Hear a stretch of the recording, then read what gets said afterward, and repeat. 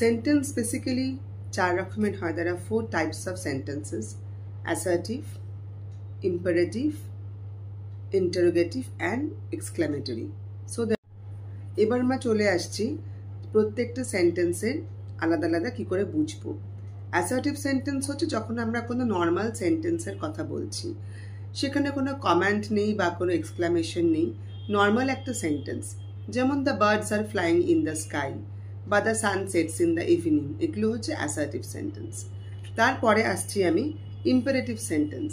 Imperative sentence মানে যে সেন্টেন্সে আমি কোনো কমান্ড বোঝাচ্ছি বা কোনো রিকোয়েস্ট বোঝাচ্ছি, সেটা হচ্ছে ইম্পারেটিভ সেন্টেন্স। বললাম প্লিজ কাম ইন বা শাট দ্য ডোর।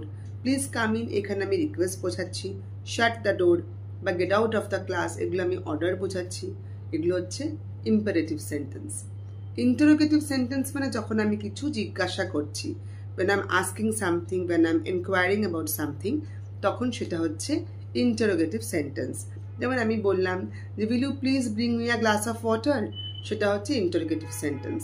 বা may I know where your class teacher is, সেটা হচ্ছে ইন্টারোগেটিভ সেন্টেন্স। এক্সক্লামেটরি সেন্টেন্স হচ্ছে যখন আমি আমার কোনো সাডেন ফিলিংসকে ডিসক্রাইব করব, সেটা হ্যাপি ফিলিংসও হতে পারে, সেটা স্যাড ফিলিংসও হতে পারে। যেমন alas he is no more, মানে সে আর নেই, আমি খুব অবাক হলাম, এটা হচ্ছে এক্সক্লামেটরি সেন্টেন্স। বা হুরে উই ওয়ান দ্য গেম, এটা খুব আনন্দ করে বললাম যে কোনো স্পোর্টস গেম জিতে যাওয়ার পরে যে আনন্দ উচ্ছ্বাসটা প্রকাশ করা, এগুলো হচ্ছে এক্সক্লামেটরি সেন্টেন্স।